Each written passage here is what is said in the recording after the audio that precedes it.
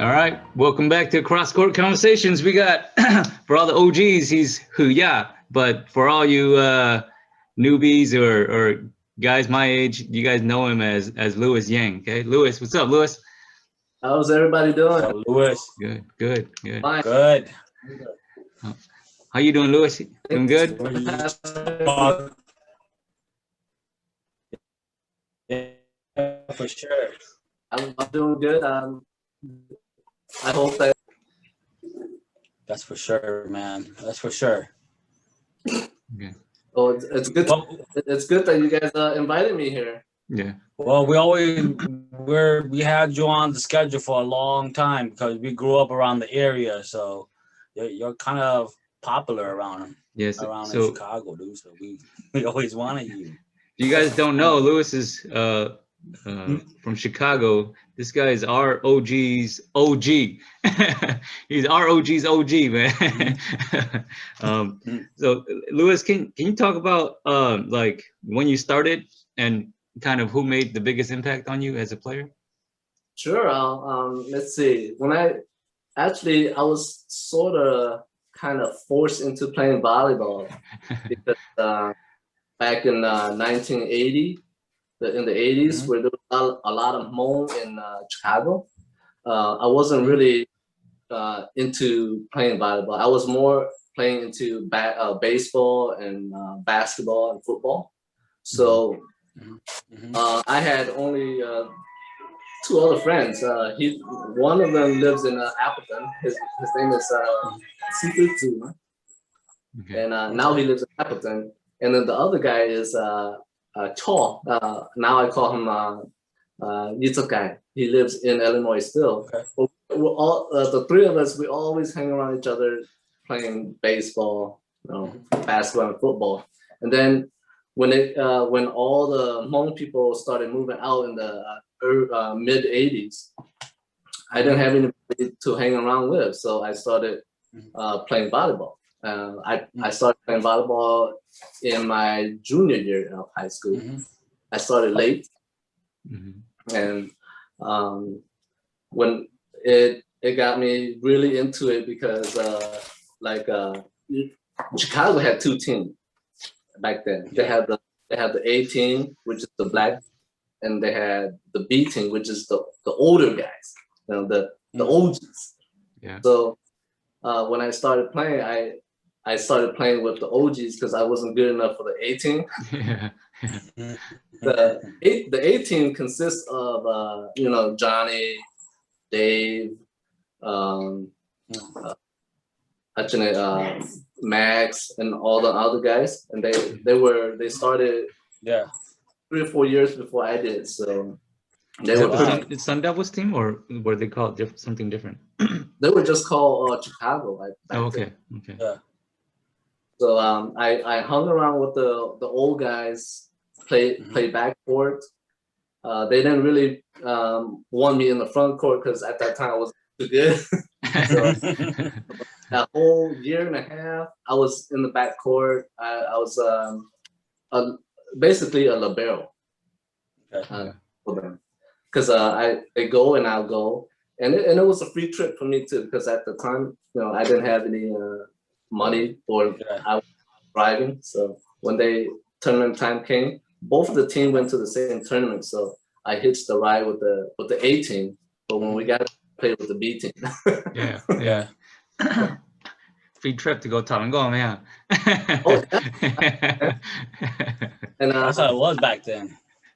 After that, after a year of that playing with the B team, I wanted to play with the A team, but I couldn't play with the A team. So I said, "Oh, how can I play with you guys?" And Dave and them basically said, "You got to get good." Right. Good. You got to earn a position. So the whole summer, the summer after my first a year and a half into that, I went down to Kankakee. What year was that roughly? That was, I think, 87, 88. Okay. Yeah, And I went down there. They were playing volleyball down there, and then I just started playing. They didn't have a really good. They didn't have a really good like Linton down and little old people. They play whole days. Yeah. So I was playing with them. All of a sudden, they wanted me to spike, but I couldn't really spike. I could jump, but I couldn't spike. But they said all you need to do is just get up there and hit the ball over. It doesn't matter where it goes. Yeah. So after that summer, I came back, and then I started doing that in practice. And then that one summer, that actually the A team didn't have enough people, so they asked me to go with them, and we went to Sheboygan. And then I played with them, and they let me play front row, and then ever since then, I got a couple of lucky hits in, and then that was that. The rest is history. Yeah. Yeah, couple lucky decades later, I'm a legend. I don't know about legend. So who made the biggest impact on you as a player coming up? Actually, it was just watching the Chicago Black team play. Yeah. I saw them one time. I saw them in before I even started playing. One time I saw them play in Green Bay at a tournament door, and it was they were pretty good. So they held the ground, and I remember. But then what got me really mad, because I was standing on the sideline to let you about 16. Mm-hmm. I got hit with the ball on the face. for just watching them spike line, going through their line routines, hit. That got me really mad, and I said, no, I don't know what I was thinking, but I was thinking I should be doing that instead of that happening to me. So yeah. That was a wake up call. Yeah. So how did you, when you were coming up, how did you train, man? Like to get all your, your ups and that swing, and were you just mimicking? Were there players you were mimicking, or? And you know what? That was before like all these scientific research. Nowadays, there's like so much research. Everything's so advanced that kids could just like go on YouTube and research this stuff. Yeah. I think when you were playing, none of this stuff was like out there. You had to go to like the public library and check out books and just like try on error. You know what I mean? So yeah, alluding to what Peng said, man, how did you do your training, and how did you come up with some of these trainings? Actually, training wise, because I played baseball, football, and basketball, I was already like, it was an easier transition for me to play volleyball, because I was already. Baseball got that natural, like you're always throwing the ball, so it's like a natural thing too, right? Yeah, and I was pitching. I pitched in high school, so it helped. Jumping came from basketball, playing basketball. So I already have, how those sometimes you got those natural players that have talent already, and that all they have to do is if they make a good transition, then they're good already. It doesn't take them too long. Mm-hmm. So I had to jump. I mean, I didn't really have to concentrate on how high I was jumping, but I had to jump. I mean, swinging was there. I just didn't know how to use it. Mm-hmm. And once I went to the tournament, and I was watching the good players, and they were hitting, and of course you wanna play like the best player there. I never went to a tournament and just went, had fun, came back home, and didn't learn anything. I went to the tournament. I always came back, and then if I liked something of another player, then I would try to learn that, and then use that in my own way. Mm-hmm. Okay. So training wise, I didn't really have to train because I'm lazy too. I'm lazy too. And everybody that I play with, they know me. I don't stretch. Don't tell your kids that. Do as I say, not as I do. I tell them I don't stretch, and but but practice is a little bit different from playing the game. I always tell Ethan that as a practice, you like for example, like Bruce Lee says, you hit the wall or you hit the the board don't fight back. Yeah, that's practice basically. Right.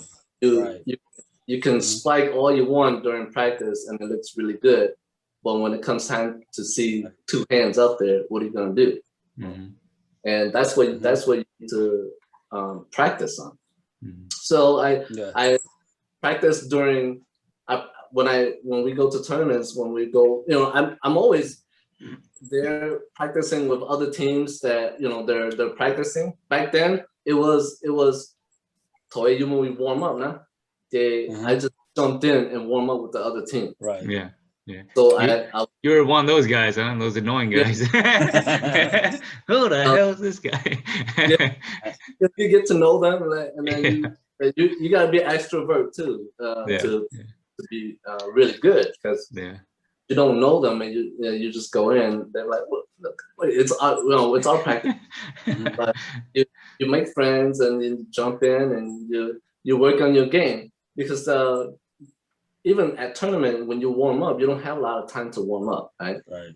2-3 minutes, 5 minutes at the most, and at that you don't get to warm up really good. And then after the tournament, when we come back home, we practice a lot at home too. During our days, in the when we were going to high school, I only played 2 years before I graduated, but when we come back from school, we would go right out and play from 4 to 8 or 4 to 9. Was this around the River Park area now, when you guys you went to Vaughan, right? Did you go to Vaughan? Yes, Vaughan High School. Yeah, we practiced there, and even a little bit before that, when there was still a lot of Hmong, and then when they were always at the lake, remember? Yeah. I didn't play volleyball then, but I was racing my parents to get to the park, because they go to the park, and then you know how traffic is in Chicago. You stop at every other block, right? So at the time I was still running a lot, so I would meet them at the park at the lake, and we live in Albany, and then I would just jog from Albany to the lake and meet them over there. Holy moly. So, that is far, bro. sometimes I'll beat them over there. I won't jog back. Going to the park, I'll run over there, That's how mostly I get my training from there, most of the time. I do, but I don't run a lot though when I do training. I do 3 days running and then rest. And I try never to practice on Friday before a tournament. You want to be fresh, is that why? Yeah, because and plus you don't know what's gonna happen. You might hurt or sprain your ankle or whatever. But as far as conditioning, condition good. But I remember one time I went up to Minnesota. I stayed up there for a whole summer, and I was practicing my CrossCourt. I took the whole summer just to practice hitting CrossCourt until my body, until I wasn't thinking. So it's repetitious, as all sports are. It just depends on how bad you want to hit to the spot that you want, and or be that good of a player that you want. So now, go ahead, Will. Well, now when you were rolling with Chicago, right?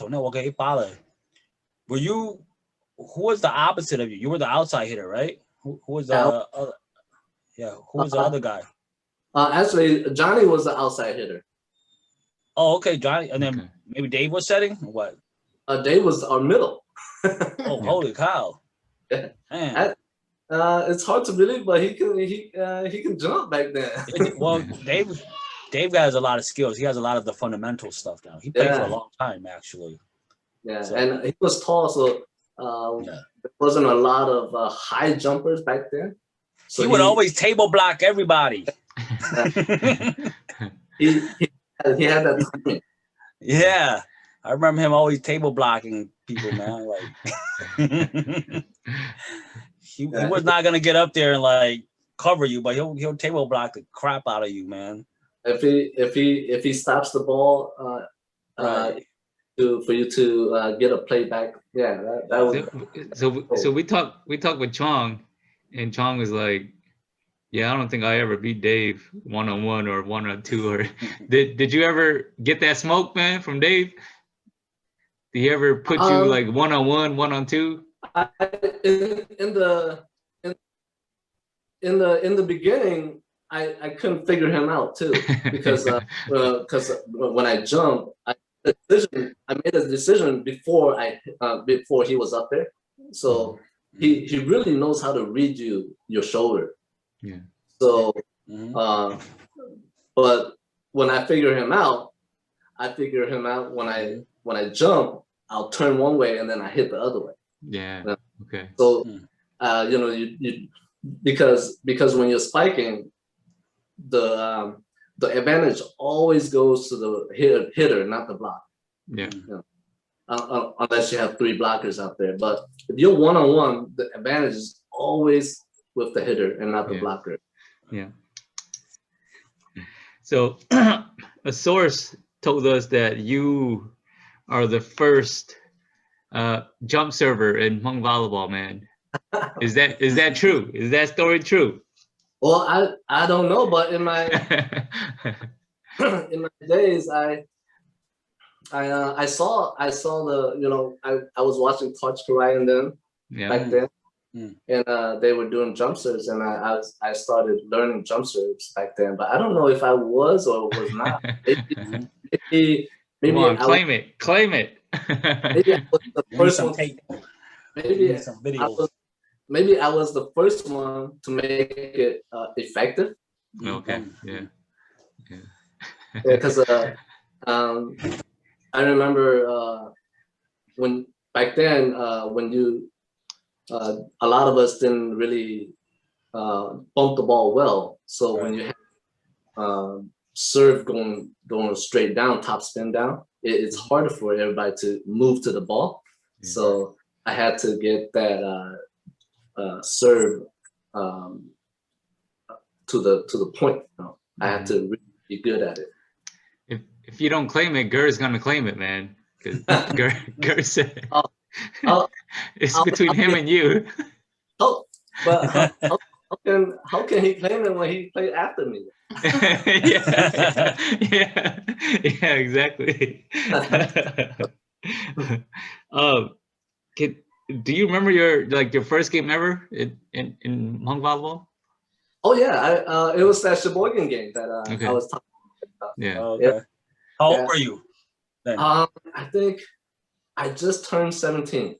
Dang. Okay. I just turned 17. That's a late bloomer, dude. I started late. Yeah, you weren't lying. You said that you kind of started later than everybody else. A lot of kids would start like at 13, 14 already. Yeah. That game woke me up, and I didn't believe that I could do it. But coming back home, the team actually gave me a lot of props and said, "Hey, you know what? You got something going. Even though I didn't know what I was doing, you got something going, because we were playing against Banya, actually in Milwaukee, with the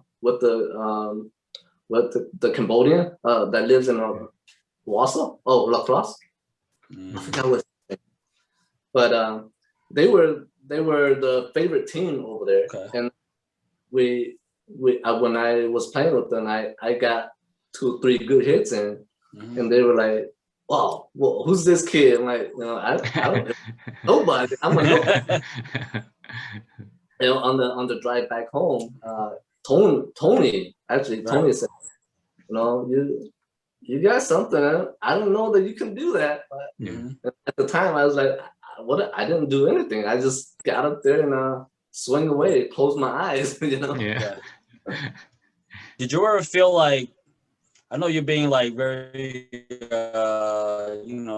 humble and modest, but did you ever feel like at one point in your volleyball career, like nobody could stop you?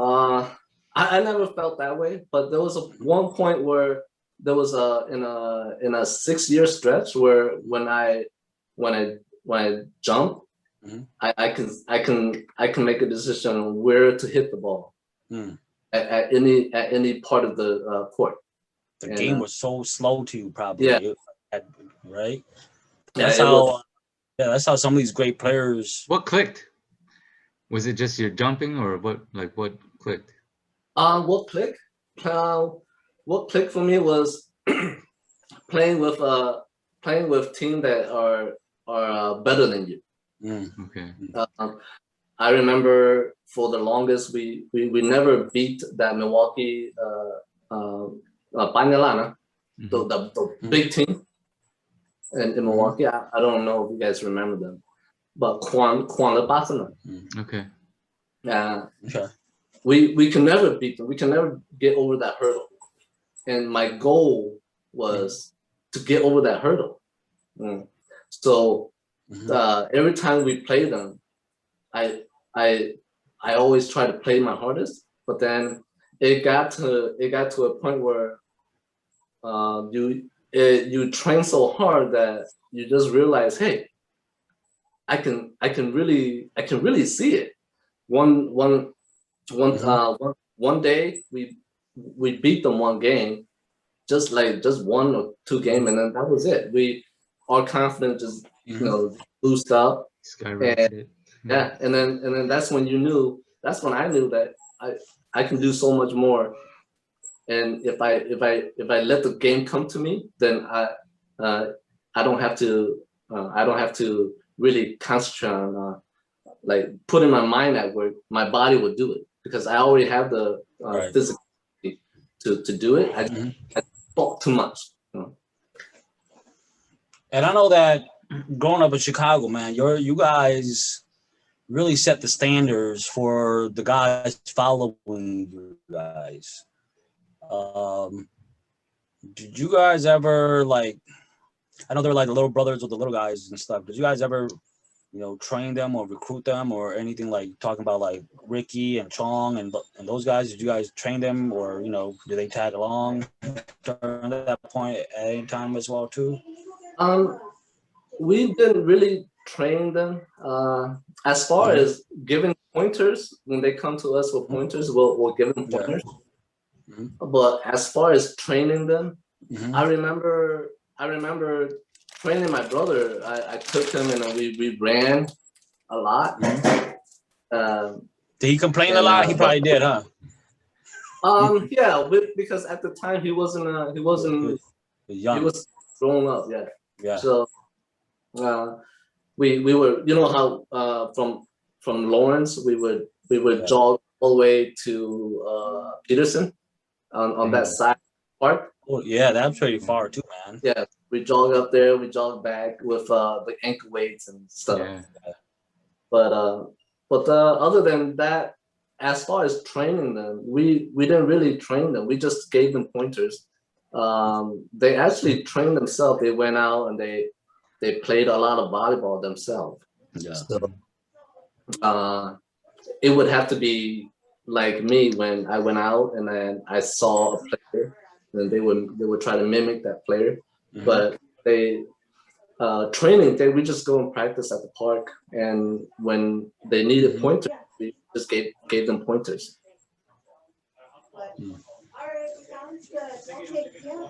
Did you guys ever go to July 4th back then? When you guys were in your prime? Yeah, we did. Actually, the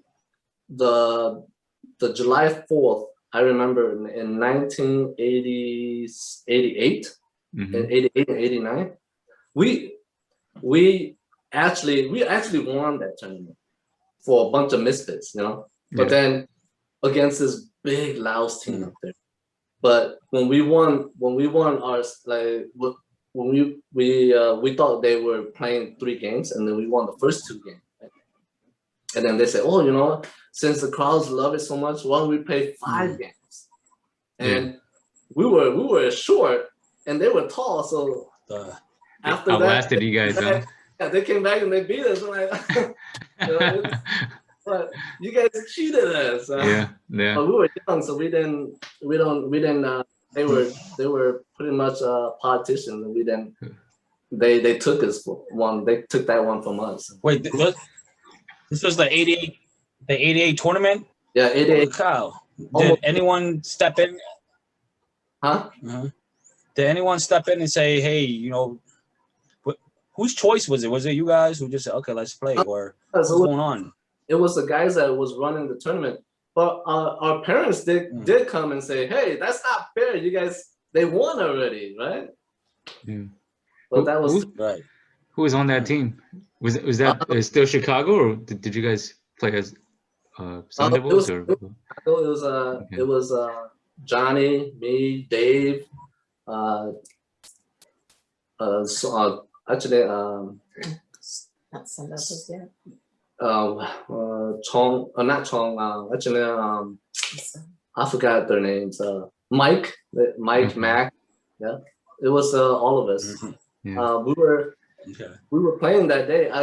Somehow we were just playing really good, and then after we won the first 2 games, they said, well, you know, the crowds, because back then there was a ton of crowd. Yeah. And then they say, oh, you know, it's just another game. You guys win 1 more game, and we were thinking, you know, we got 3 more games left. But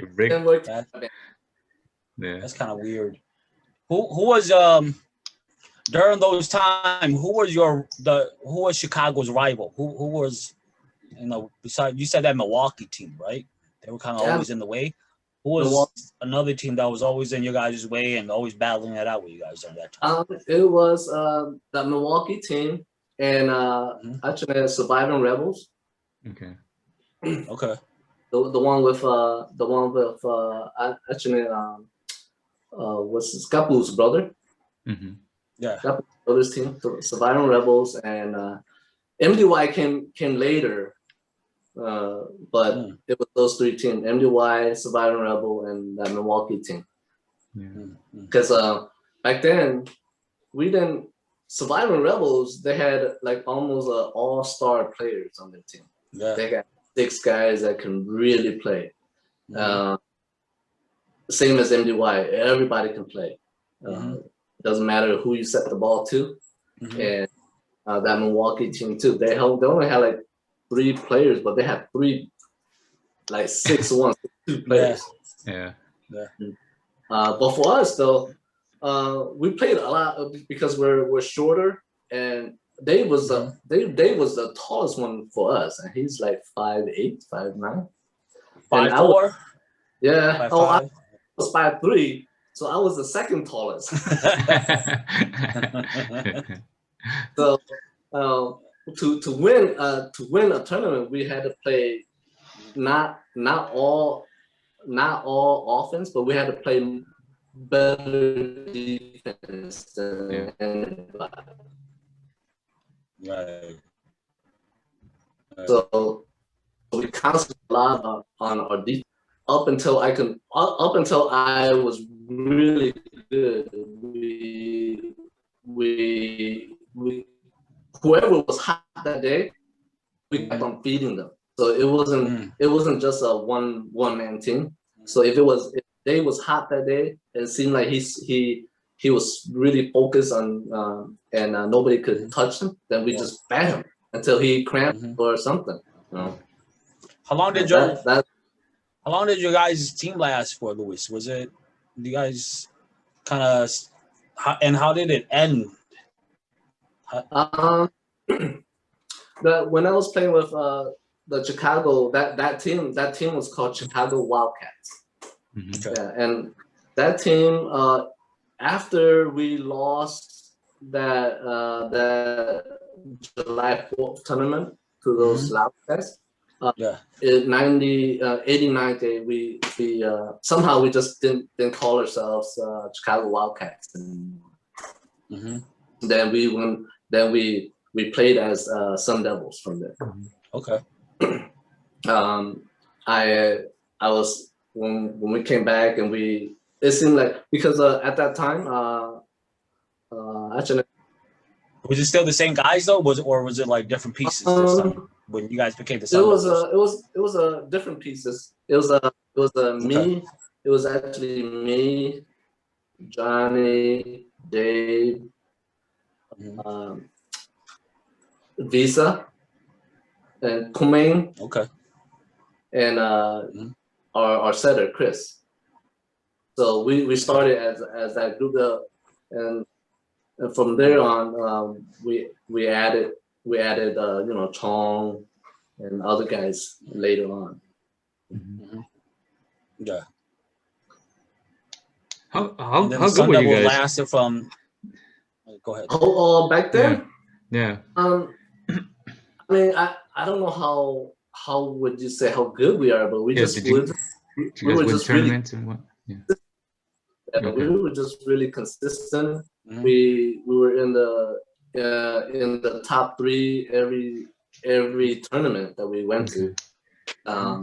But as far as really good, you can't really place that on anybody. If you you need to be consistent, and you need to like it depends a lot on your setter, because our setter, like I said, when we play, whoever's hot, then they just kept on feeding that person up until the point where we played, and I knew that if you guys were able to do it, then then set me.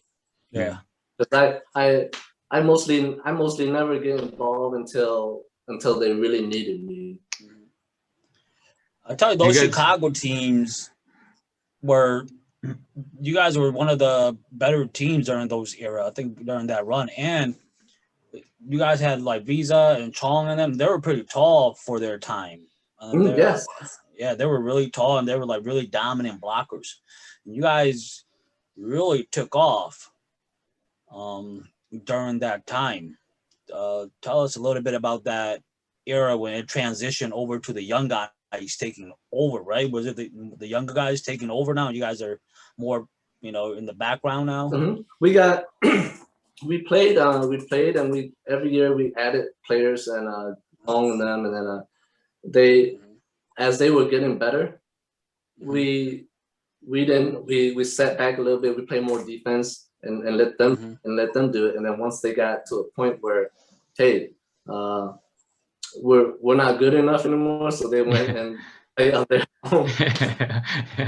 They got their own team. Yeah. They unofficially kicked you guys out. You guys didn't even know it. Yeah. So, and plus back then it was up until the point where they all knew how to drive. Right. And then they in their mindset, like, oh, we can go to that tournament ourselves. We don't need to depend on the older guys anymore. Right. Yeah. Like today, nowadays, where everybody's 16 and they're driving, and then it's not like before where everybody goes in a group in one car.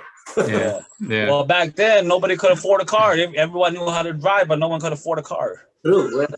Back then, we borrowed Johnny's father's 4-door Corolla. A lot. Little old car. The whole team got in there, huh? Yeah. That's how we would do it back then. Did you guys ever take that team back up to Minnesota to redeem that loss that you guys, that 3 out of 5 loss? Nah, not really. After that, it was we didn't really play up there until I, like, Johnny and them were they were off already, and then I came back and I played, and then every year I played with like sort of a different team, like four, but after we lost, we didn't really go back the same team. Yeah. It skipped since '88.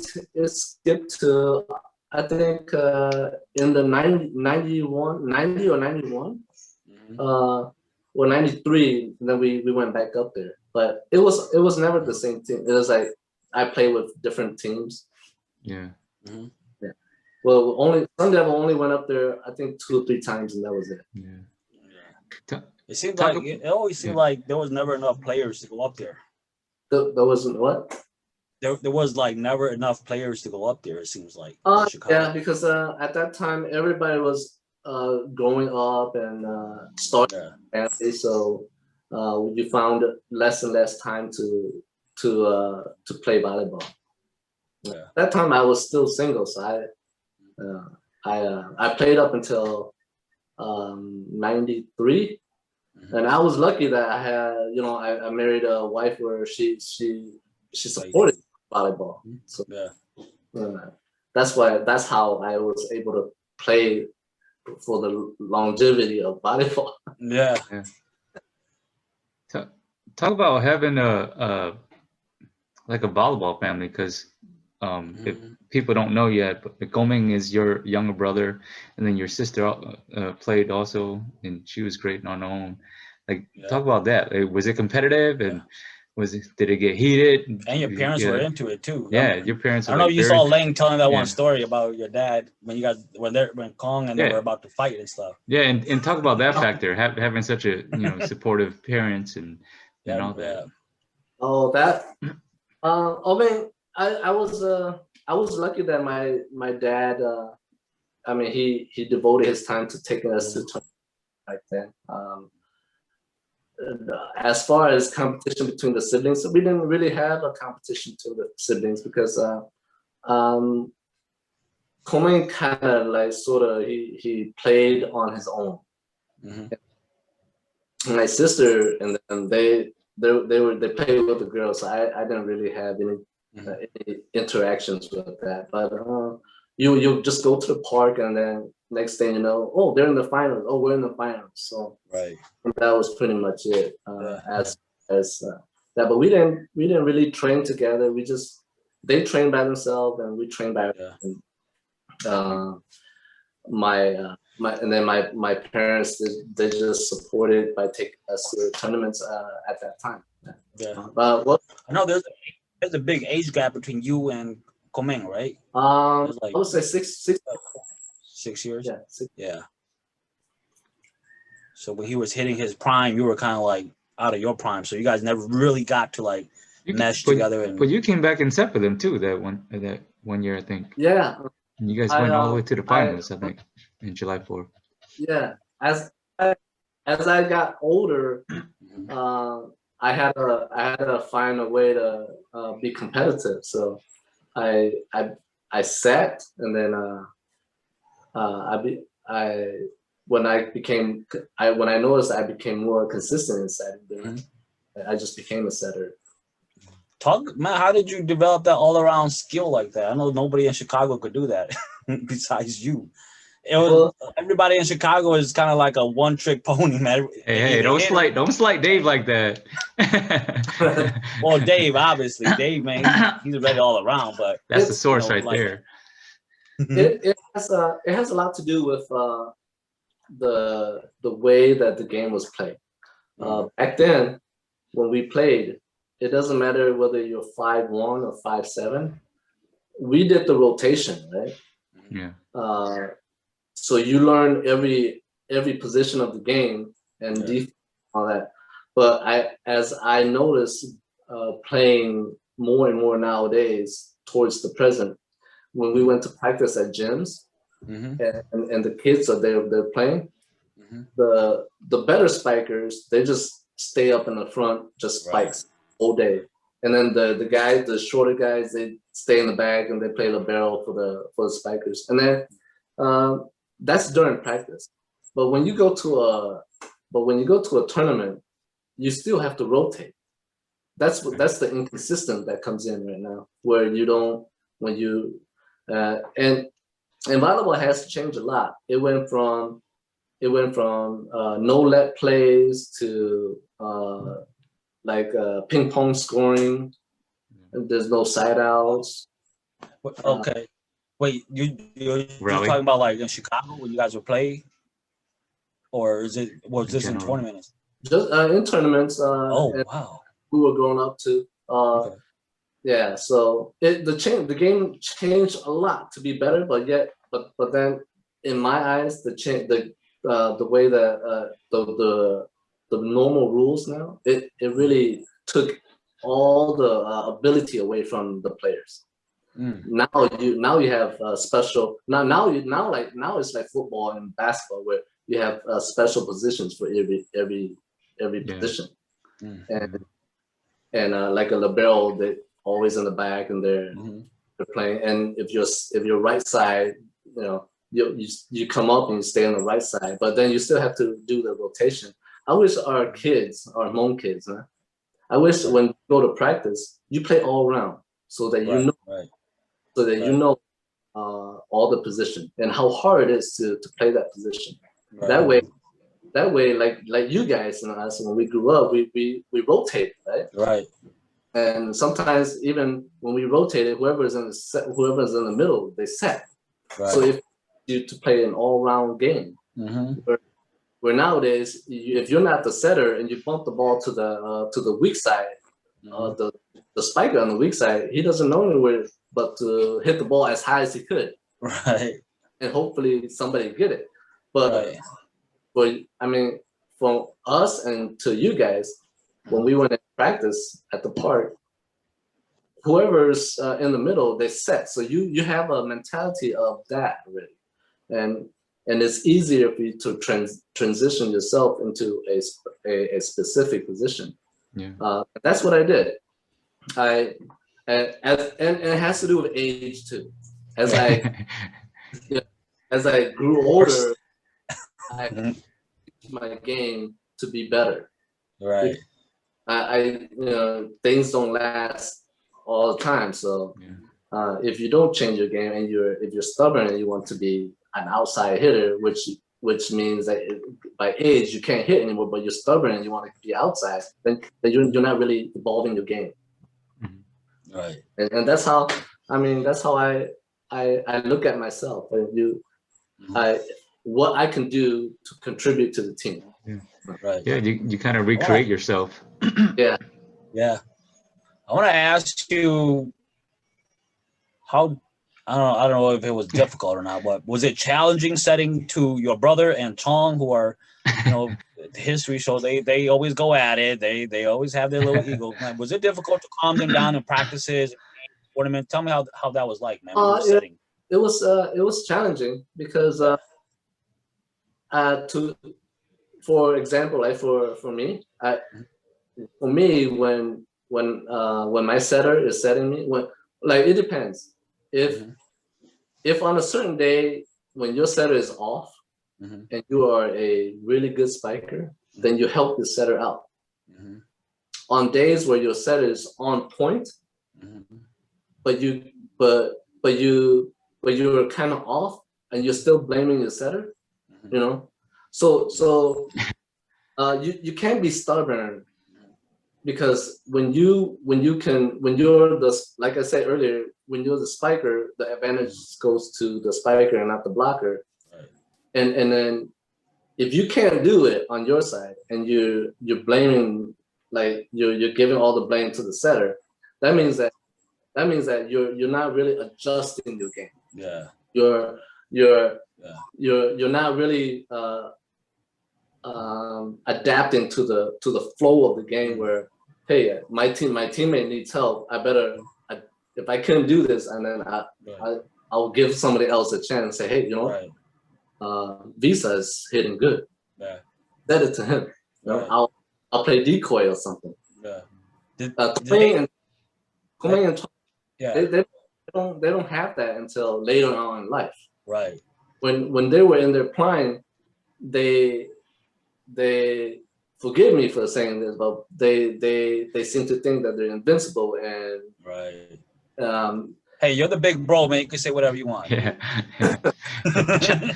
Chop them up right now. They want to spike every spike because of the energy. But if you can't do it and like you're off, because everybody has an off day, right?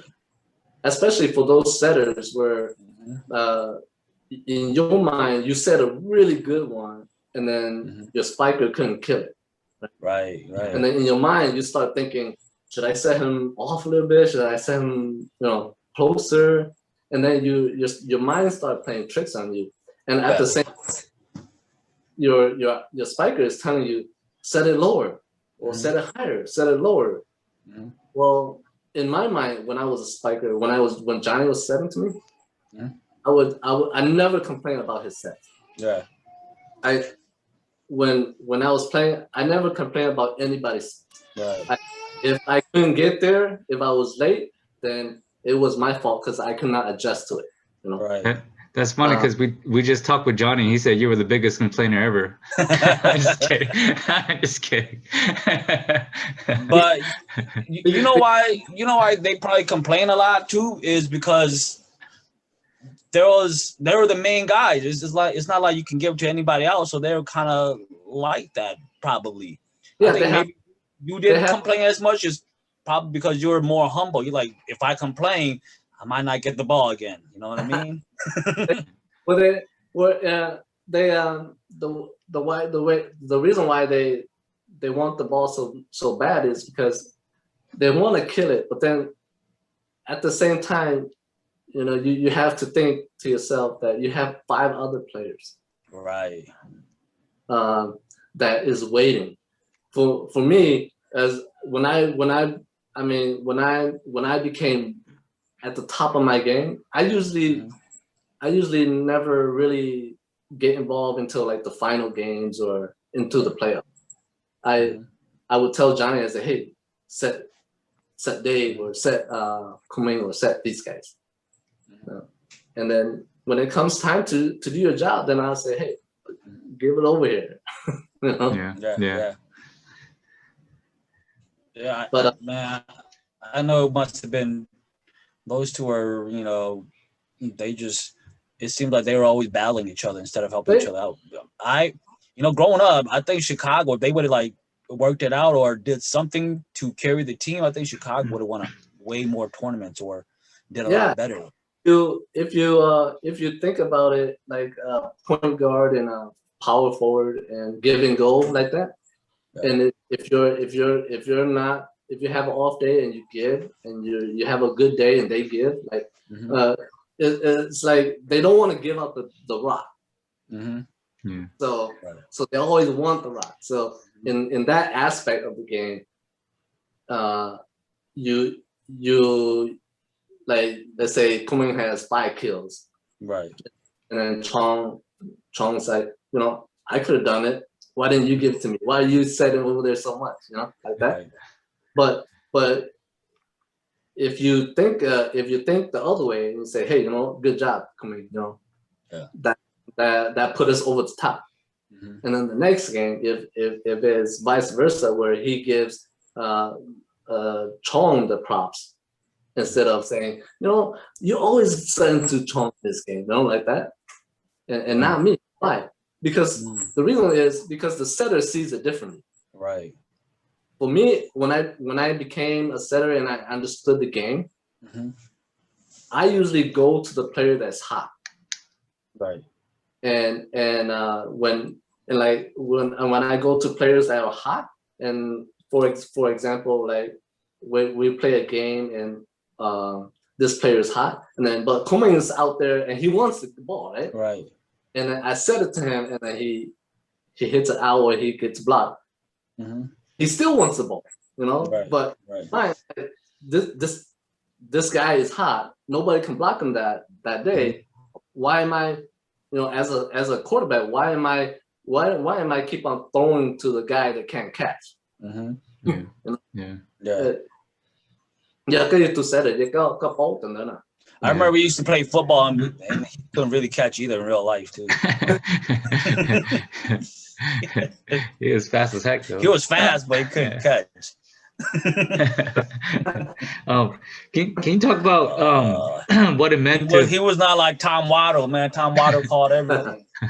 Can you talk about what it meant to put that Chicago name on your back, like just representing Chicago? Did that mean a lot to you, or was it just? I don't know if it was like physically putting them on my back. Yeah, I was going about it every day, trying to play my best game. But if other people see it that way, then I'm happy that they see it that way. But I didn't really see it that way. I just wanted my team to play really good. So when it came time for me to perform, I knew that I had to perform. Well, let me tell you what, as a young player coming up when I was playing, you guys really set the expectation, or set the standard for Chicago volleyball. We had a lot of pride because of the guys like you, and then like Visa, Chong, and Gomeng, and all those guys. When we played, we're like, man, yep, this is these are all these guys from Chicago. So you guys really made us, the young guys, proud to represent our city back then as well too. So you guys really put us on the map. Yeah, I was happy that you guys, a lot of younger guys came up and they wanted to play volleyball, and that helped our community got tighter. Which it did. Yeah. I remember when we started playing. I remember there was like a year or two in between there where there was like no volleyball at Vera Park at all. It was pretty empty.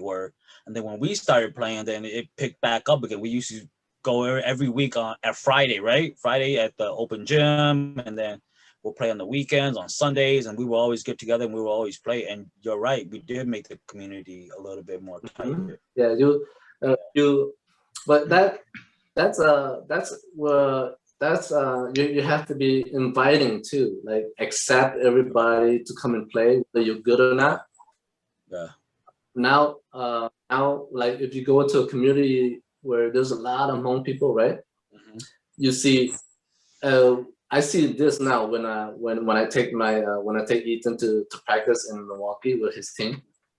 You got a team practicing here by themselves. You got a team practicing over here by themselves at a different park, and then they don't seem to be friendly with them. They only see each other at the tournament.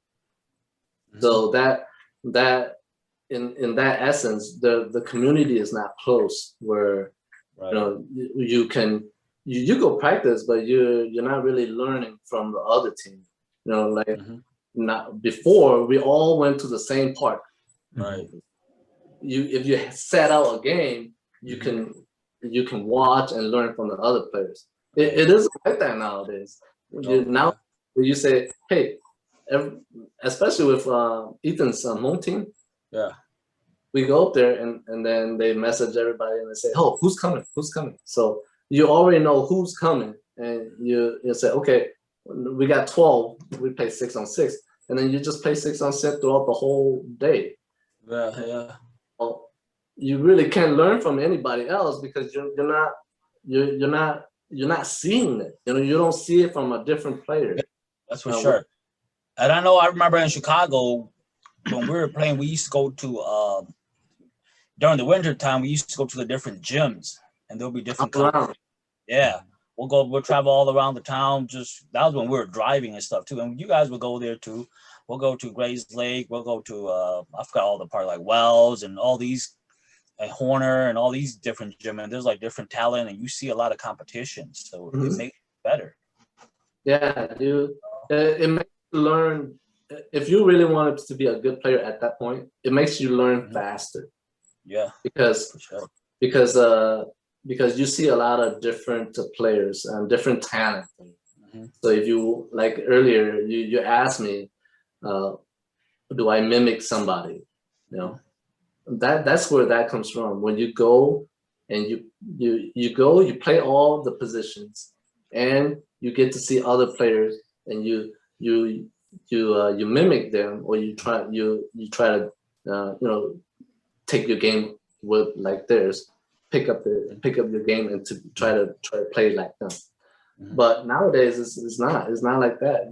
We even at was it Epic or Center Court up there when we go Milwaukee? Yeah, I mean there's like 8 or 9 courts up there, but then you got a court for the good guys, right? And then you got a court for the guys that just want to have fun. They just want to go and kill time. And then you got a court where you got all these players and they're drinking and they're having fun. They don't care. Your group, your group. Yeah. and I go up there and I watch how everybody practices. And again, like I said, even in the court where there's a good group of players, they don't rotate. They practice very different. They don't rotate. They stay back. They serve. They play libero, and they never go to the front. So they don't learn the aspect of all the positions. You know, right.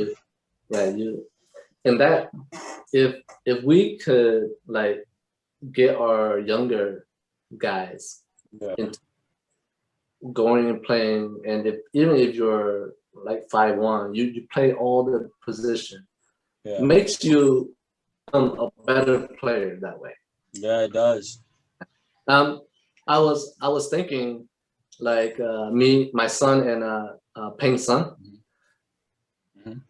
They can really get a scholarship playing volleyball, because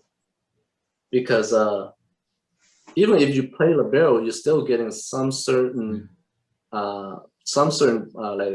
scholarship funds, even 10%, 20%, 30%, or whatever. And we like the school in Milwaukee, where they have all Hmong kids going to school, to the same school, and Minnesota, where they have all the Hmong kids going to it. If I was up in Milwaukee, I would approach that Hmong school and say, hey, you know what? I wanna start a Hmong volleyball team, because at that age, they're really, we have more kids into volleyball. But the thing with that is these Hmong schools, they don't give our kids motivation into sports, whether it's basketball, football, or volleyball.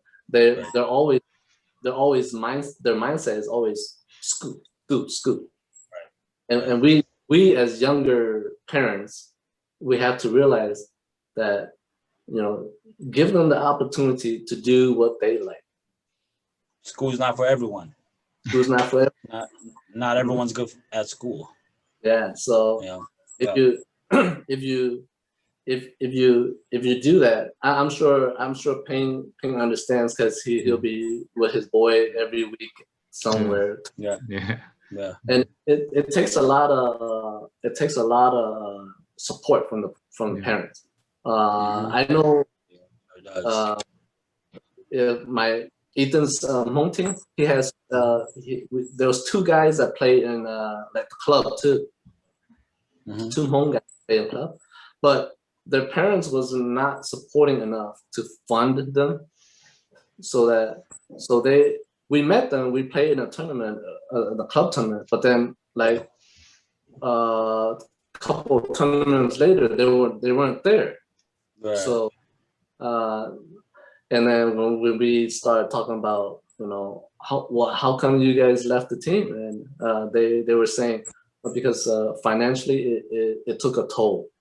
Yeah. So us as family, us as parents, I mean, it doesn't matter whether it's basketball or football or basketball.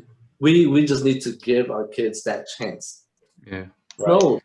Who knows what they can do? Who knows what they can do? your son is NCSA too, right? Yep. Yeah. And that's how I'm sure he's getting a lot of letters and exposures and and how we as parents need to do to our kids, put them out there and let them decide if I really want to do this or I don't want to. Yeah, show them that mountain and see if they want to climb it. You know what I mean? Because it's very hard because just naturally. I mean, but your son is pretty tall, but like naturally Hmong are a little bit shorter, and we develop like later than, you know, like Yamika when they're in high school, they're already like built, and you know what I mean?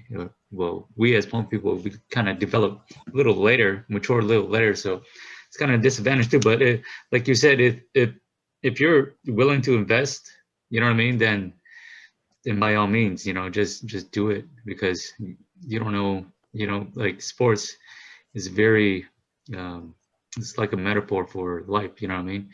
You lose some, you win some, you pick yourself back up, train your butt off, and try to accomplish, you know, what you set out to do, you know, and no quitting, you know. That's what I told my son, man. I was like, you're gonna play basketball, you're gonna play volleyball, I'm gonna make you hate it, but I'm not gonna let you quit either. You know what I mean? Because once you quit, that's the easy thing. You just quit and everything, you know? Yeah. So it's a habit. It becomes a habit. Yeah. I made my son cry one time. Just once? Man, you soft, dude. We were practicing, and we were practicing, and I would not let him quit until he beat me. Right? Yeah. So he was only 6, man. Leave him alone. Yeah. So what? So we were practicing, and then he said, "I'm tired, Dad." I'm like, "No, you can't quit until you beat me." And then I kept talking down to him. The reason why I did that was because I wanted to see what kind of person he would be. Would rise up to the occasion, or he would just say, "You know what? I quit. I don't care what you say." Yeah. And then all he's and then all of a sudden all he said was, "Michael, just set me the ball high." Yeah. And then he won. I'm like, okay. Yeah.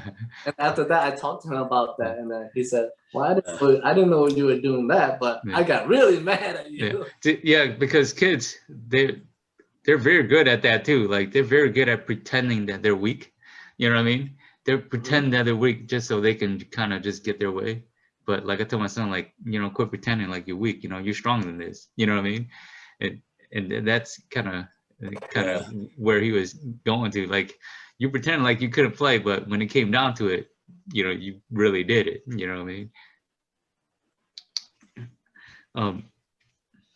Yeah, you gotta show them that they can push themselves too. Sometimes in their life you really want to see that sometimes. Just you know, that fire burning in them, just playing when they're mad and putting that aggression out and being competitive. You kind of want to see that, and you kind of want them to be there all the time, right? At that point where they're so mad that they do anything to win.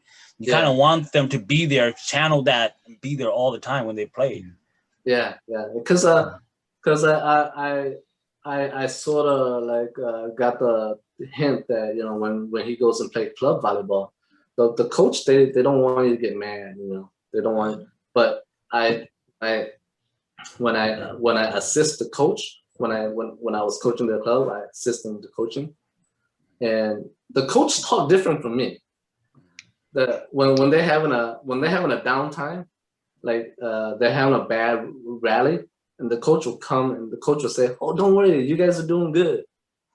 I was saying the opposite of the coach. Every time the coach come, and then she say her piece, and then she said, "Oh, Coach Chen, you have anything to say?" And I will say, "You guys are lacking confidence. You know, play like you're practicing. Don't play like the other team is beating you. Have fun. Play like you guys play at practice. You guys are better than this, and you guys are just very timid. Don't stiffen up." And at the end of the tournament, she would come up to me and she said, you know what, you have a very different approach to the game. And I hope the players don't take it, in a negative manner. But after that, they would play better, and then you can see that because you just need them. Sometimes when they're timid or they're scared, the game is over.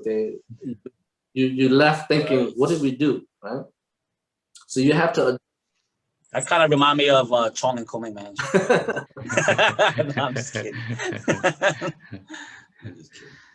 So you got to learn how to think on the fly, adjust. What would you say is your most memorable win ever in Hmong volleyball? My memorable win, my goodness, when we were in Milwaukee, and after the tournament, the big Milwaukee team, right? The big team with the two, three Laos guys. They won. Well, it wasn't them, but the Hmong team, which is Surviving Rebel and all the Hmong, they got together and said, "Hey, you know what? You guys want to play these guys for money?" At the time, I didn't have any money, so I'm like, I know. I don't have any money. So Gang, the guy from Gang says, "Oh, don't worry, I'll put your money up for you." So we gathered all of our all-star players, and then we played them for $300. Back then, it was a lot of money. Yeah. Wait, was this part of the tournament? Or was it on the side? You said it was on the side. On the side. It was after. Yeah. It was after the tournament, but it was on the side. Yeah. Yeah, it was a tournament. They won the tournament already. Yeah. So you guys just and the older guys, they were saying, "Hey, we can beat these guys, man. We just need to get an all-star team together, right?" Yeah. So we got 6 players together. The setter was from Surviving Rebel. Yeah. There was 3 Surviving Rebel guys. Blonde hair, you guys know them. Blonde hair, me, Gan. There was another guy too, and then we played them 3 games for 3 best out of 3 for $300. They never made it to the 3rd game. That was my most memorable win of all. I didn't score that much. I only scored like 5 points, but 4 of those points came off my jump serve. Yeah. And after that, they never really got together and played home tournaments anymore after that. The Milwaukee team. Hopefully, some of our viewers will comment. I think Lang talked about that game when we had Lang on, because I think he said his cousin or whatnot played on that game. Or a cousin. Yeah. And that to me that was the most memorable game. Representing. That's your pride right there. Yeah. He didn't have no money. He was like, "Man, we better win this." He's like, "Man, I don't need no money. I'm about to take their money." Hey, Louis, remember I don't know if you did, but they used to play for money all the time. Y'all come in there, right? They used to play for money all the time at the lake. That's what they used to do, man. They should play my league. They don't rotate at all. Whoever hits is hitter, jump whoever set and everything. is a setter. Yeah, and everything goes. So everything goes, and at that point, you just need 1 or 2 spikers, and then 1 or 2 bumpers, and a good setter, and then you're set. But when we played them, though, they never let us play 6-on-6.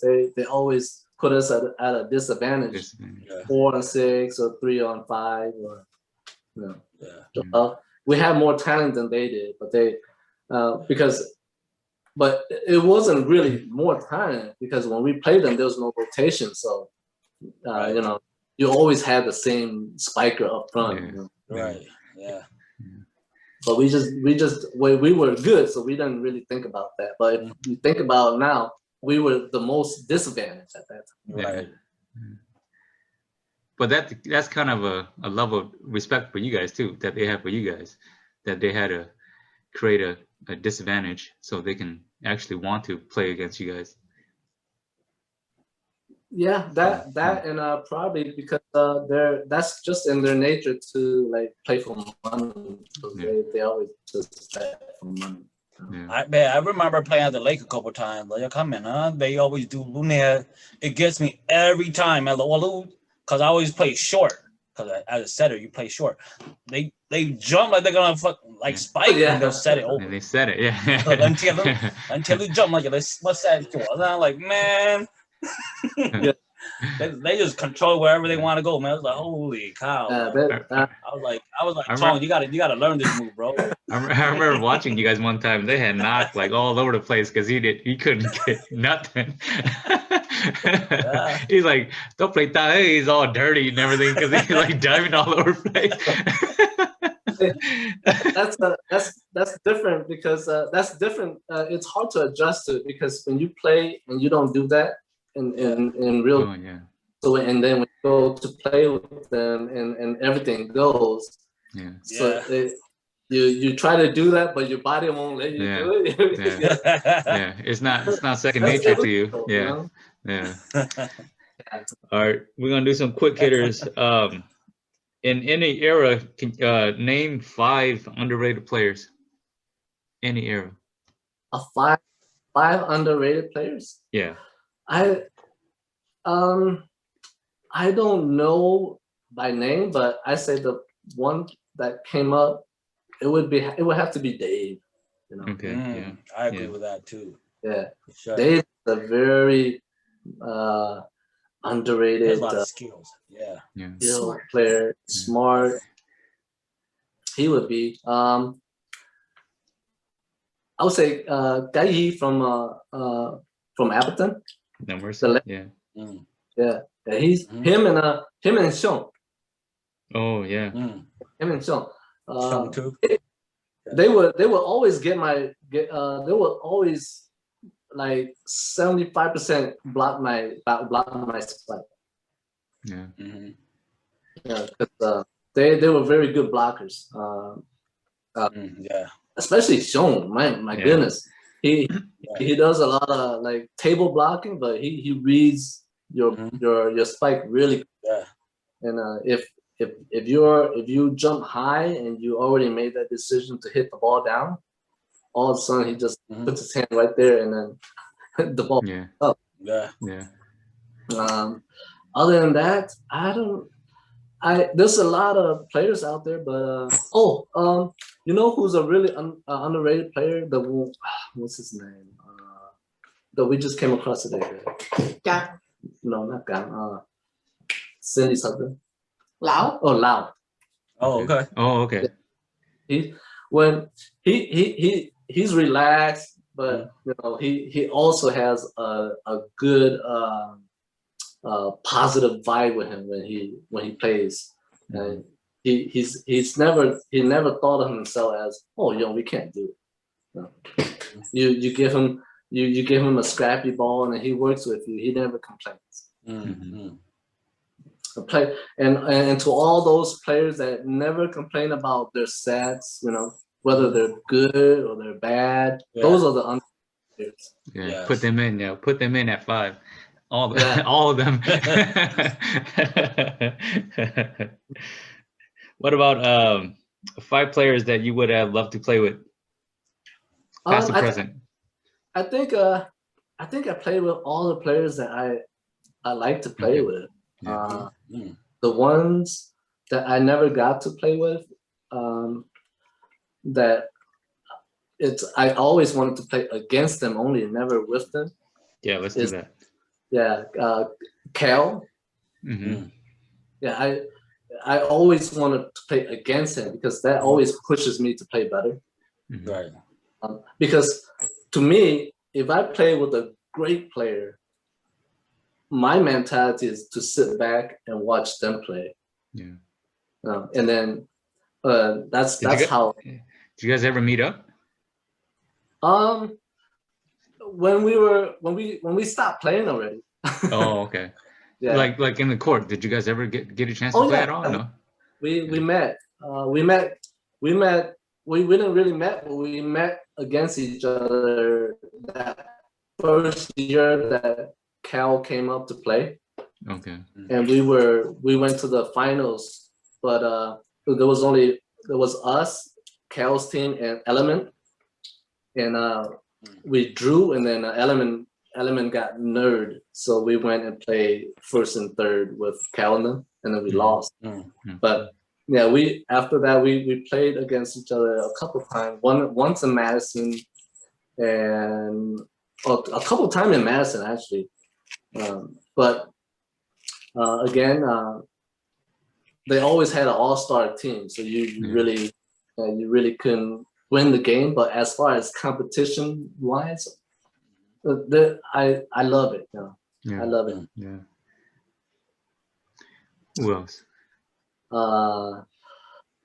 Let's see. The guy from Colorado. What's his name? Oh yeah, Ta. Is it? Yeah. I never got to play with him. I watched him play. He has very heavy hands. He's more of a power player, like but other than a finesse player, he doesn't go around you. He wants to go through you. Yeah. But let's see who else. The Sean guy from California. He's on my height, and he always hit the really high 4 balls on the corner. Is he the one that moved to Michigan? Yeah, he's in Michigan. Yeah. That guy, he doesn't want 2 balls, 1 ball. Whenever you're setting for him, he just says 4. Sky high, right? That's easy, man. Just throw it up there. Aces the ball. Yeah. That's pretty much it. I played with almost everybody that but I again for me, I always wanted to play against the best so that I can measure myself up against them. As far as playing in practice, yes. But playing for tournament, I would rather play against them than. Yeah. How about your brother in your prime? You think you wreck him? In my prime? Yeah. It's your. But I think I would say this. Okay. When we were playing, you remember that Chinese guy that plays in Chicago, the Chongnan Moy. Oh, okay. No. It's called Kevin Moy. So when we went to, not us, but I wasn't there, but when they went to play at the lake, somebody asked them. They said, how come every time Lewis goes up, you guys always block him, but when Chong and them go up, you sometimes you don't go up and block them. And his answer was, for Lewis, if you don't block him, the ball is gonna die. But for playing and the other players, if you don't block him, you still have a 50-50 chance at picking the ball up. Yeah. So I leave that to your discretion. That pretty much says it all right there, man. I dropped the mic. Yeah. Interview is over, man. See y'all. No, all right. What about your top five players in your era, like in the 80s, a little bit in the 90s? Yeah, just from the ones that I've seen play. Yeah. But I would really give it to Blom from Surviving Rebel. Gai Yang, he's really good. Those two guys. Kel and Sean from California, Stockton, Michigan. Yeah.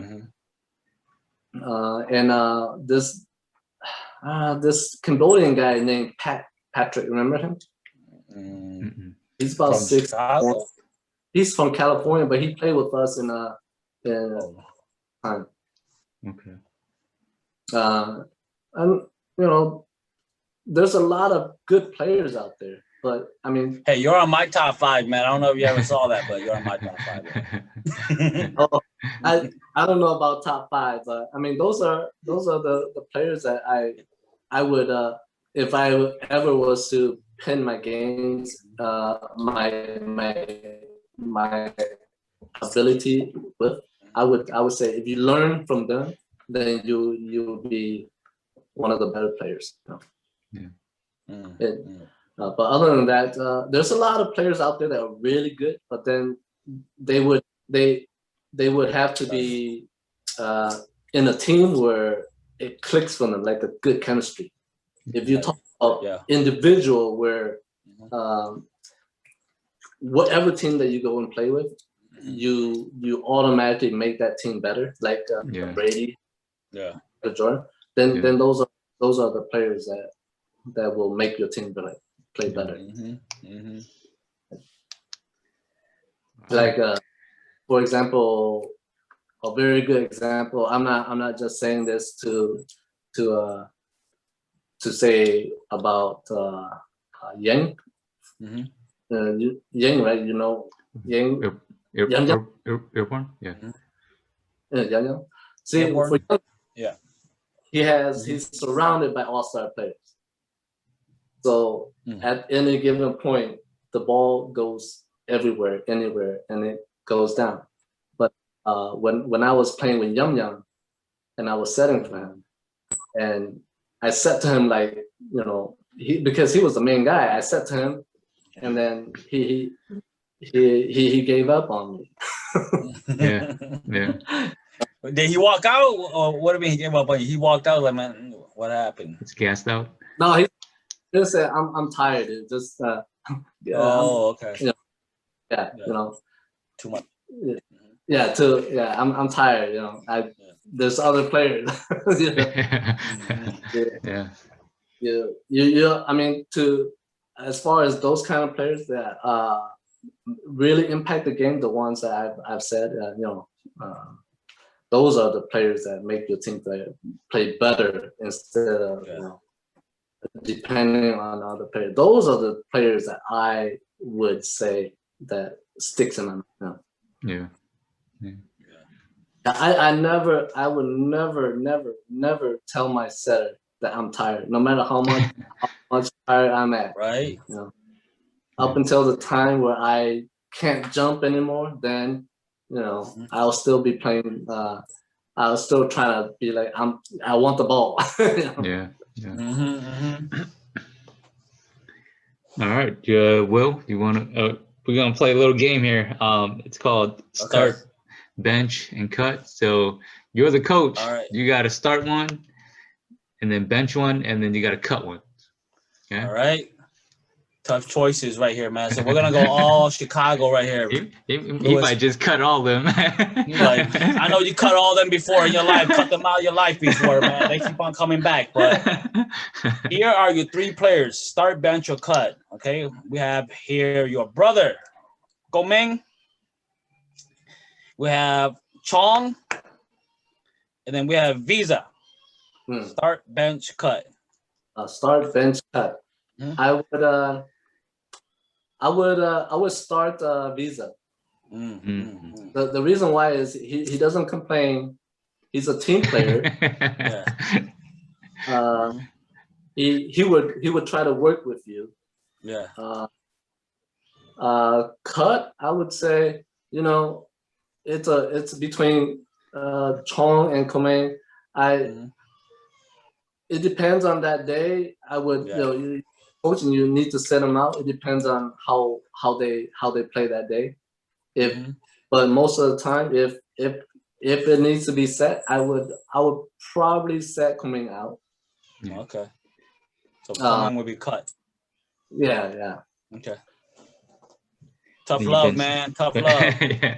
No He probably disrespect. did that a couple of times in his life, man. Don't worry about it. The thing that the thing. I mean, There's no wrong answer. That's Yeah. that's just being honest, right? That's Yeah. just being honest. You know. Yeah, they're all great players. Yeah. All great players. Makes for hilarious answers though. How good was Visa, man? Like I think I saw him only after like a couple knee injuries, I think. But he was still like lighting it up. Mhm. How good was he in his prime? He wasn't that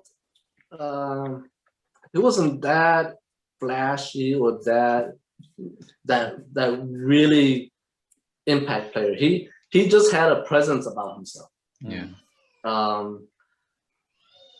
He wasn't a go-to guy. Mhm. You know, Yeah. he when you needed him, he was there. Yeah. But I say he's I love this in players. Yeah. He's a team player first. Yeah. He doesn't complain. If you didn't give him the ball, he didn't really complain. Mhm. As long as you did your job Yeah. and you put the ball down, he would rather have that, you know. Mhm. And those are the type of players that I love the most. Yeah. The type of players that I not that I don't get along with them, Mhm. but type of players where you keep on feeding them Yeah. and they're not doing their job and they still want the more opportunity. You as a setter, for me as a setter, Mhm. if I set you one ball and you hit out, I don't care. I set you 2 or 3 more times and you do the same thing or you get blocked. That means that Mhm. in my mind that tells me that you're having an off day. Right. Yeah. And then I move away from that game to the next game to see if you can pick up where if you can roll your game back, you know, like that. That's me. Can you guys hear the baby crying in the background? Is that my? Oh, I'm just...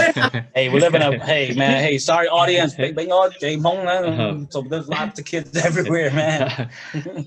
Yeah, we're winding down here. Louis, how is your success in Hmong volleyball? Like your experience through that entire community, how has that helped you in your personal life?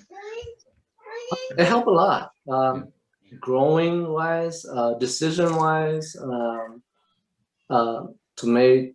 I mean, we all make good and bad decisions, but it helped me make more good decisions than bad. It kept me away from troubles, being bad. Even though we went out almost every weekend to play in tournaments. Especially in Chicago, there's like so much stuff going on. Right? So it kept me busy playing volleyball and try to be.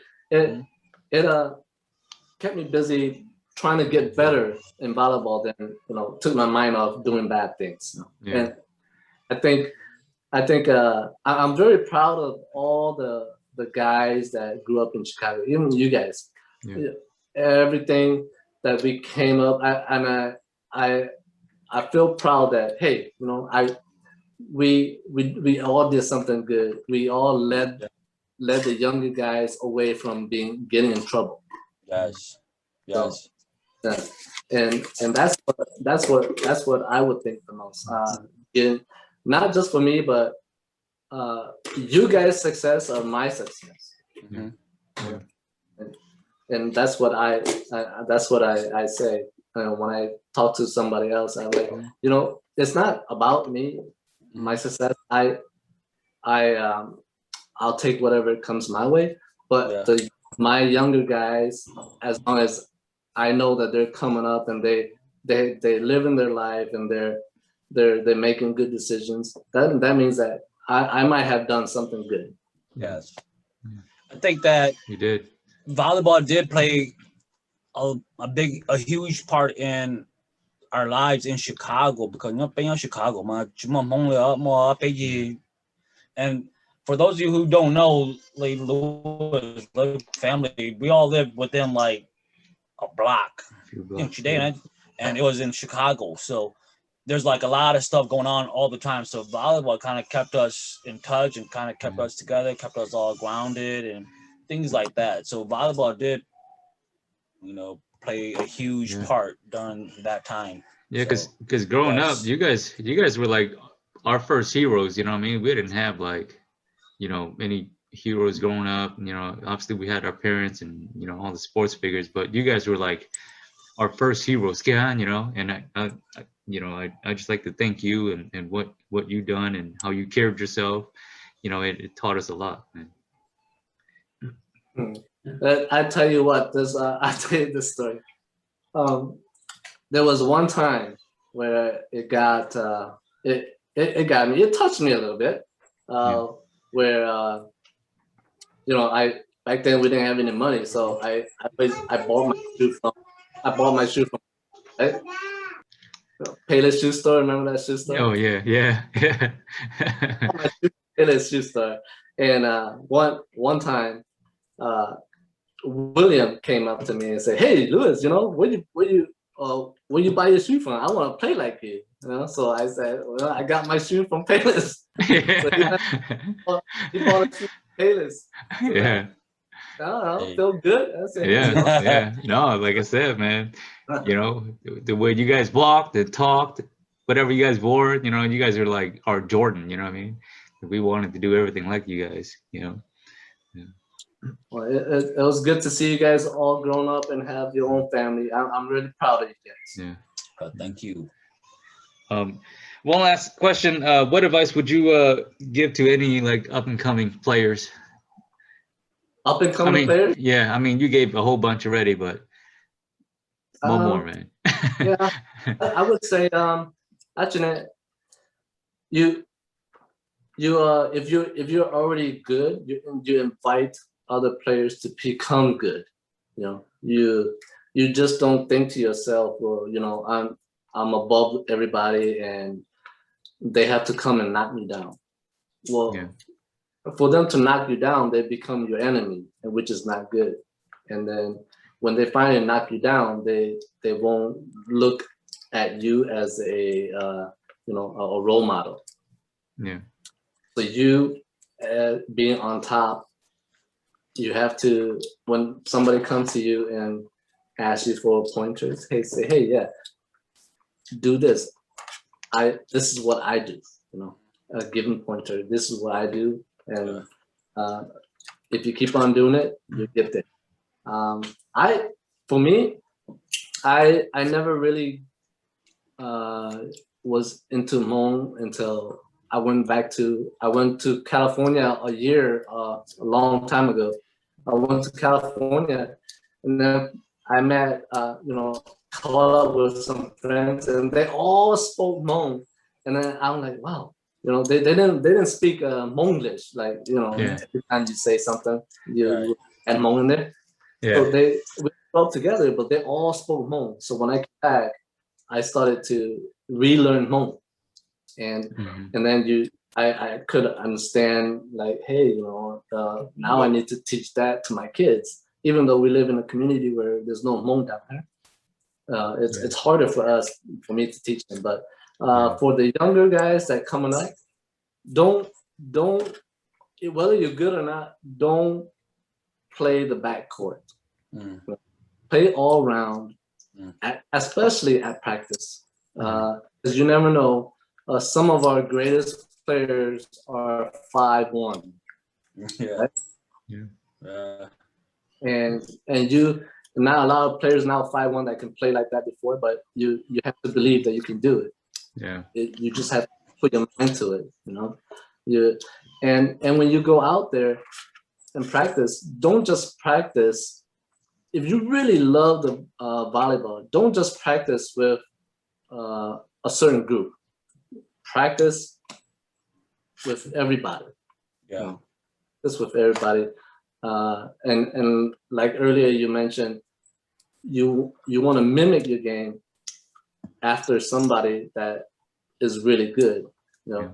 you don't have to pick up all their game, but pick up the ones that is most effective to you. Mm-hmm. Yeah, more exposure. Yeah. Anything else, Will? Coming Yeah. from being coming from coaching, it's hard to tell them, because when you tell them something and then they come back, like give them 3 or 4 months and they come back and they still play the same. Yeah. In your mind, so that means they're Yeah. serious. Strangle him. I'm very hard on Yeah. my son.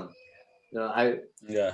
my son, I said, if you want to play volleyball and you want to be really good, I can coach you. Mhm. But if you just want to play and have Right. fun, you don't need to come to me for that. Just Yeah. go and play volleyball. Yeah. Yeah. Yeah. Well, your son, man, he comes from a deep-rooted volleyball family, so I'm sure those family get-togethers, family picnics are pretty competitive, man. You know. He's very humble. Yeah. He doesn't boast about his play, and which is okay. I like that about him. The good thing is, college reached out to us and want to pay of his tuition. So Yeah. I'm Yeah. really happy. Let's go. Mm-hmm. Wait, how tall is he? He's only 5'9". Mm-hmm. 5'9". Okay, could work with that. I mean, still got room. Room to No, grow. I think that's pretty much 5'9" is pretty much his height. But he's You a never- smart. He's a smart player. They can't block him. One thing he told me was when he went and played with Hmong people. He said, "Dad, the shorter guys, they always block me. Why?" Yeah. Yeah. I said, "Well, because you can't see their hands." Right? Yeah. Yeah. Yeah. Table blockers, man. Yeah. But Yeah. that's it is. But But go ahead. go ahead. Go ahead. Oh no, go ahead, Lewis. But I've seen the talent of young guys too, and they're tall. They just need guidance and a lot of support from us younger parents. Yeah. We really have to support them, because if we don't support them, nobody's gonna do it. Right. You know, they're gonna do, because especially with a large Hmong community where you have a lot of friends, if you don't support your kids, then they have friends that support them, and then it might be in the wrong support that they don't know. Right. It's true. Man, that's awesome, man. I'm glad to see that you're still very much involved with the game from your son's standpoint now, and just guiding him and teaching him. You know, just some of the more. Volleyball, like, it's a game, but like we said, man, it's a metaphor for life, man. Because Lethal, I said this over and over, man. In sports, there's so many mistakes made during a competition, but you have to pick yourself back up each and every time. So that gives them the practicing their perseverance and things of that nature. That teaches you to make positive decisions in life too. Where you don't quit. And I'll always, when we go and practice with his friends, I always welcome their questions and their giving them, and they always ask me, I'm just sitting, but they're like, you're still so good. Why don't you play? I'm like, no, you don't want me to play. Hey, are you the type of dad that busts out those VHS and come over here, man, come sit down, watch it? No, not really. But I mean, I say, hey, I can't play anymore, but I can tell you what you're doing wrong. If you listen, then you become good. If you don't listen, you'll always just become the player that you want to be. Right. At the same level. For sure. That's for sure. All right, man. There y'all have it. Very, very blessed. We're very blessed to have Lewis, like, you know, growing up, to have him in part of our lives, Yes. and to kind of show us the way. You know, I don't know if he noticed the impact that he had on us, but that's why we're here, man. We're giving him his flowers tonight. So, Lewis, thanks for And joining you know us. what? One other thing about you, Lewis, was you. Yeah, one other thing growing up with you was you were always willing to talk and share with us younger players, man. That's why you're on my top 5, brother. Yeah, I would never forget. I would never forget one advice you gave me, and it caught me off guard, and it still sticks to me right now, because I was just like, I was basically nobody. I was just following along my brother and them. I think we were at the River Park Field House, and I think you were on your way to leave, and then I was playing, and then you approached me. You were like, "Hey, just keep focusing on your swing. Okay, your jump is gonna come." I was like, "Okay." You know, I didn't know how to take it then, but now that I look at it, you know, I was like, "Damn." You know, I went back home and I was like, "Damn, Lewis really, like, he talked to me." You know, like, this guy talked to me. Like, he gave me advice without me even thinking that I was supposed to talk to him. You know, I was like, he's, you know, he's on another level. I'm not supposed to talk to him. You know what I mean? And he, like, came down to my level and talked to me. I was Lewis, like, damn, dude, I lit up, bro. Well, that's good, man. You're always willing to. Hey, you know what? Lewis said the opposite to me. He said, "Hey, the jump is not gonna come. Just keep it setting." He was right, though. because I can tell you're Damn. The accuracy was there, man. That's too funny, man. Hey, but he was truthful, though. He was truthful. He wasn't gonna lie to me, man. Gotta have my hopes up. But Lewis, if you can just stick around after we stop recording here, we'll just talk some logistics and whatnot. But thanks again, Lewis, for joining us. Good night. Next episode. Thank you for having me. Thank you. We'll have to do this in person next time. In person, for real. Yeah. Yes, sir. I'll follow up. You know, I would love to have you guys over at my house. Follow up. We got to do We'll that. Get the whiskey ready, bud. Ready. All All right. Peace.